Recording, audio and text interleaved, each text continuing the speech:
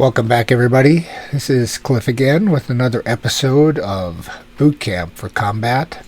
I'm fighting off a virus today, so sorry my voice is a little bit wonky, a little stuffed up. In this unit, I want to talk about light anti-tank weapons to wrap up our vehicle segment in Boot Camp. There are two types of light anti-tank weapon, infantry anti-tank weapons used in combat, one for each side. The Americans have the Bazooka, and the Germans have a Panzerfaust. There could be Panzerfaust 60s or Panzerfaust 100s, theoretically. Usually, I think exclusively, the 60s are used. It's the same weapon, just with different ranges. The 60 has to do with its range, 60 meters, about 6 hexes. The 100 meters is about 10 hexes max range. The bazooka can fire out to as far as 40 hexes, which is the entire span of the board, if you could ever find a line of sight that long. The characteristics are in the weapon characteristics panel from the volume 2. We'll start with the bazooka. The M9 bazooka has max range of 40. You can see that it works best inside of 8 hexes. So you want close shots, if you can get them. It has a smoke value, which is unusual for a weapon. I've not seen people putting out smoke with their bazookas. I assume, though it's not really specified directly in the rules, that this smoke is placed in the firing hex, because when the rocket is fired out of the tube, a significant amount of smoke is generated out of the front and the back of the tube as the rocket leaves, not in the target hex. Also notice that there is another column of damage over here for shooting at soft targets. That would be infantry hiding in a hard surfaced area, which would include rocks and buildings, rubble, abbey, and fountain. If soldiers are in those harder targets, you can target those soldiers, and this will act more or less like artillery. This does not place smoke in the hex. There's no smoke marker over here. Doesn't rubble, doesn't crater. You've just got your near and far columns. And we'll talk about how to use those with the bazooka. Now the bazooka itself, I'm just going to leave this out for now, is given to a soldier and will almost always come in unloaded into the scenario. By definition, unless you're playing an ambush, then they'll let you bring it in loaded. And you'll be given some ammo. The same soldier can carry the ammo if you want, but that means he can only either load it or fire it. Or you can give the ammo to an assistant, and they could be loading while the other one is tasked with firing. And that's what I usually do. So we have these ammo markers here. The bazookas are going to use the TQs and not the weapon skills for firing, so you want to give them, like machine guns, to high TQ soldiers. Alright, I'm not going to worry about the Panzerfaust and stuff. I'm going to put this Panzer over here on the road. Over here, yeah. And I'm going to say, put this tank down here to get it out of the way. I'm going to say that my guys are here. I'm going to give Stubbs the bazooka. I'm going to give Johnson the ammo. I'm going to put them both in this tree. During orders phase, come on, guys. I didn't get them on top of each other, did I? Why? There. That's what I meant. During orders phase, we can give Stubbs a order. He's got the bazooka, so he should get fire light anti-tank. That's control 8. And our assistant down here, who is the ammo, should have load anti-tank. That's control 9.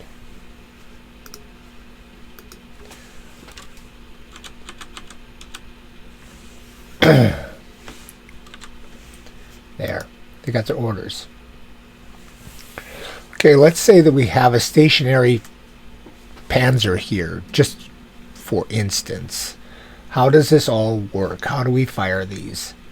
Well, Impulse 1, you can see that both load, light anti-tank, and fire have a black 0. You can't do anything in Impulse 1 except spot. In Impulse 2 and 3, there are gold numbers.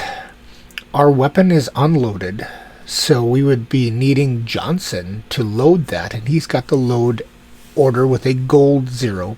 He must pass a TQ in order to load that weapon. If he fails his TQ, nothing bad happens. It's just you don't get to load it. Same thing for Impulse 3. Impulse 4, there's a red 0. If on Impulse 4 you have an empty weapon and a load light anti-tank order, you can automatically load it. So you're guaranteed to be able to load at least once. Likewise, there are gold 1s for Stubbs with the fire. If he passes a TQ, he can fire a loaded bazooka. If he passes his TQ on Impulse 2 or 3, he's guaranteed to fire on 4. So he could be sure to fire once if everything was perfect and you started with a loaded weapon.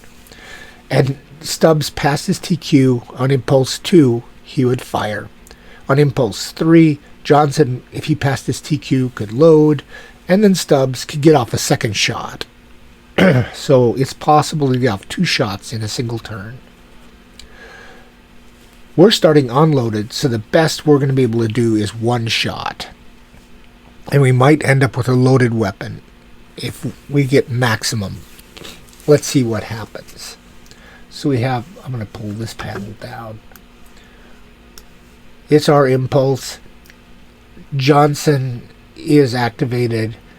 Impulse 2, he's got a TQ of 5. He wants to load the bazooka. He rolls a D10 and rolls a 8 and does not. Can't fire, so Impulse 3 comes around. We try another TQ check. Loads it, 4. So when we do that, we take this and we say Shift L for loading, and now our ammo goes down to 2. And our bazooka is now loaded. Shift L. And now it's loaded. Now, if it just got loaded in Impulse 3, even if Johnson went first, if Stubbs came up second, Charlie came after Baker, he can't fire because it had to have been loaded at the beginning of the impulse. Impulse 4, he's guaranteed now to be able to fire that weapon, and he will fire the bazooka. So it'll become unloaded again. No, not the label.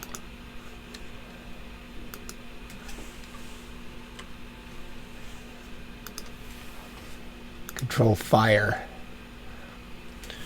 And it goes 1, 2, 3, 4, range of 4 from the side, rear side.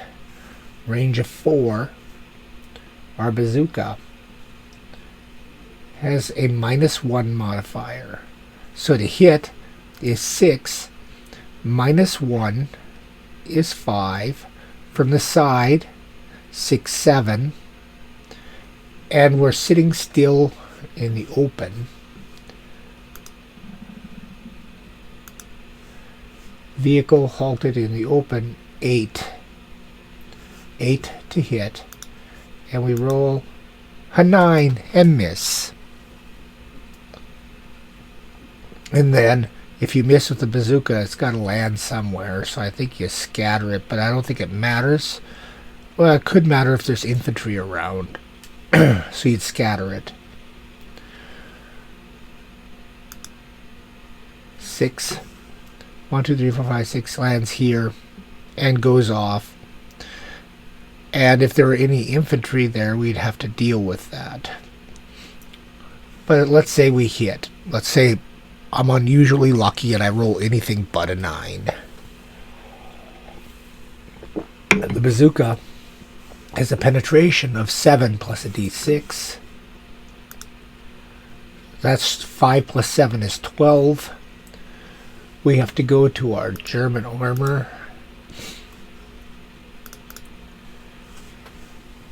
And penetration, well, we have to see where we hit first. Location. Armor fighting, hit locations. Where do we hit? We roll a D100. 79 from the side is a hull hit. And we have to go down here for another D100. 4. We hit the gun barrel.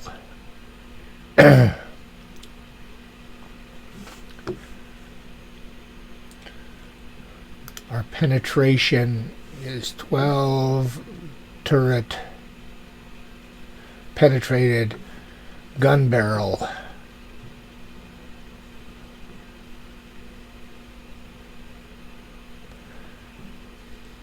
The gun barrel is going to be inactivated. The main gun's going to be knocked out. Pretty sure. Let me look that up. I don't often hit the gun barrel. Driver, co-driver, loader, track, wheel, headlight, passengers. Bow machine gun. Co-driver, turret. Gun barrel. Main gun is destroyed. Damaged main gun. There's the main gun. Duh. Just blind. It's this cold. I'm blaming it on the cold. He's no longer able to fire his main gun. And there were no morale checks there, so we now don't have to fear that tank if we have armor on the board. Okay. Now, since I fired my bazooka, I would also have to place smoke there. So I bring up my markers, option M, go to my indirect fire, general, indirect, smoke, and I place a smoke out here on the board, and I change its label to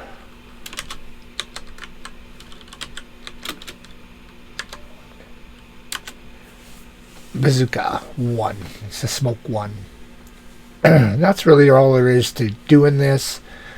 They have limited ammo. Unlike other weapons, they only have 3 shots. Now, they can shoot at soft targets. So let's bring them over here and have them do a little of that. Let's put them over in this building. Let's give them a fire LAT and the load LAT, and they're going to be firing down at this guy who is going to be, oh, let's say, what's he going to be doing? He's going to be aim fire in a building. And they decide, hey, we're going to take that building out with our bazooka. It would be good for fortifications. Once again, we've got ammo. We've got an unloaded bazooka. Impulse 1, nothing. Impulse 2, Johnson tries to load. He rolls a 0 and loads.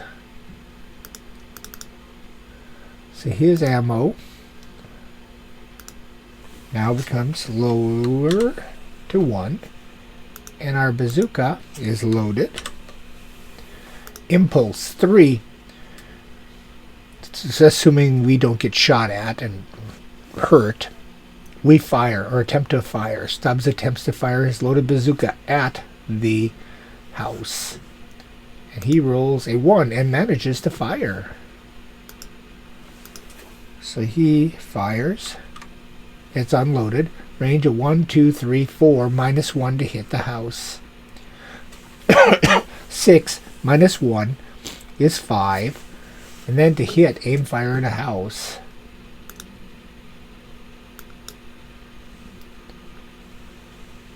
Aim fire in a building is minus 2.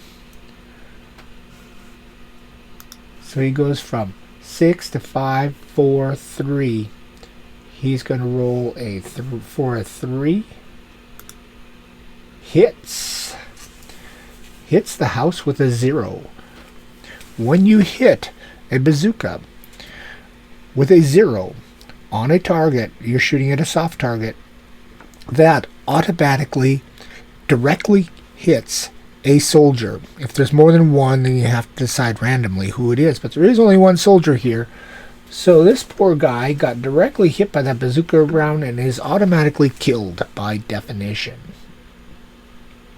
If it would have hit with less than a 0, we would have used the right side of our bazooka. So let me go to weapons characteristics. It would be a grenade near, basically. We get 3 rolls for 4, not modified by terrain. When we fire at soft targets, let me go there. I want to make sure I'm saying it right because I believe I am right. Firing at soft targets. Any frag roll is not modified by order and terrain of target. So he would get 3 shots, 3 rolls for 4 for being grenade close. If we missed, we get 1 roll for 2. And if we roll a 9, it would scatter 1. You just roll for a scatter around. So I think the miss on the earlier tank wouldn't have scattered because I did not roll a 9. It would have just been a frag for anybody else in that hex. If there was anybody there with a tank, wouldn't have had an effect. So for gameplay, that wouldn't have affected me. But here, we automatically got a kill because we rolled a 0. Our firer would now be bold because we hit with a not bad wound.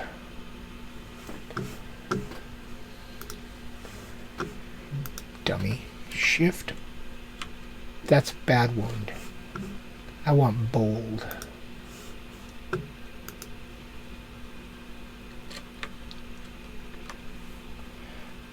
Option B. Status. Morale. Oh, bold. Yeah, that's one that always freaks me out. It's Y.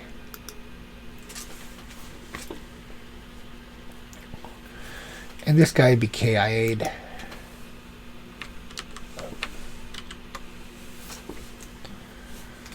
So that was Control D to get rid of the order, Control K to make him KIA. I'll cover all the shortcuts later. So that's really bazookas. You can use them to fire at infantry, though I hardly ever do. You can fire at tanks, which I often try to do. And these guys would now be under smoke here. Because they fired that bazooka. There is no prohibition for firing bazookas inside structures. Though I'd be hesitant to do such a thing. Firing a rocket-propelled grenade, a rocket from inside a building, doesn't seem like a good idea. Panzerfaust. Panzerfaust are the Germans. In your scenario, you'd be given a Panzerfaust level number. There's a Panzerfaust level marker. That should go on your turn marker, if you wish to track it that way. So let's say our Panzerfaust level is 10. Put that at 10. I usually just put it above so I don't have to worry about it. There. And as you use them, you'll decrement that value. So when do Panzerfaust show up on the board? They show up on the board anytime. Where's my tank at? There's my tank. We have this US tank coming down the line here. If there are Panzerfausts in the game, if there is a soldier who has LOS to a tank, and he's in good order when he's activated, Each time they're activated, if they're in good order, they have LOS to the tank, and their chance to hit the tank would be greater than 0. This guy would obviously have a good shot at this tank. We roll for TQ. If he passes, he gets a Panzerfaust. And he rolls a 3 and passes, and he gets a Panzerfaust. And as a consequence, his order will be fire, light, anti-tank. Just control 8. Fire, light, anti-tank. Same process as before. Can't fire on 0. On the 0 on impulse 1. Impulse 2 is gold, so is 3. He has to pass a TQ. Tries to pass. One moment. Alright, I'm back. So let's say he's going to fire at him impulse 2, and he rolled a 1, which passes. He got his light anti-tank. He needs to roll again. He has his light anti-tank weapon armed. He rolled the 1, so he does fire. Yay. Range of 1, 2, 3, 4 at the side of the Sherman. Panzerfausts are nasty. They have really good penetration values. So let me go here to the weapons characteristics. 15 plus 1d6. Yeah. So it's 17. That'll penetrate anything on a Sherman. So he's going to try to hit. He's shooting from a range of 4. Range of 4 is a -2. So 5 minus 2 is 3. And let's say that Sherman is sitting still. That makes it a 4 plus 1. 4 to hit. Hits. That Sherman is toast. It's going to hit from the side. We have to do hit locations, a D100. 89 from the side is the turret ring. Commander, gunner, and loader are all going to take a morale check. So when we get a hit of the turret ring, one sec, I gotta blow my nose. According to the rules, a turret ring hit, you roll a d10, and on 0 to 4 the turret's blown off. 1. Turret's blown off, all crew killed, vehicle destroyed. You don't want to mess around with Panzerfausts. Panzerfausts are one-shot deals. Once he fires, that's gone. This is destroyed, and all the crew are dead. There's no smoke generated. And on our movement, on our turn track, our Panzerfaust level would be now down 1 because we used the Panzerfaust. When Panzerfausts are on the board, you want to keep your infantry around your tanks to protect them. Because, as you see, these things have great penetration. Can basically kill your tank in one shot. So that's really the basics of light anti-tank weapons. The Panzerfaust, one-shot wonders, but very deadly. Bazookas are more flexible. Panzerfausts, if you look at this, don't have a blast rating. They're shape charges. So if I go into weapon characteristics, they don't have the blast ratings. So I take that to mean that you really can't fire at soft structures like buildings with a Panzerfaust, though technically you could use it to penetrate a wall or a building. In this game it looks like you don't, because they don't give us the frag ratings that we would need to target soldiers. So I guess that means no. But bazookas you can. Bazookas generate smoke, which can be useful to give you some cover too. And you get 3 shots versus the Panzerfaust 1, but much less penetration. I hope that helps make this a little clearer. We're going to move on to tactics next, and I will see you then. That's all.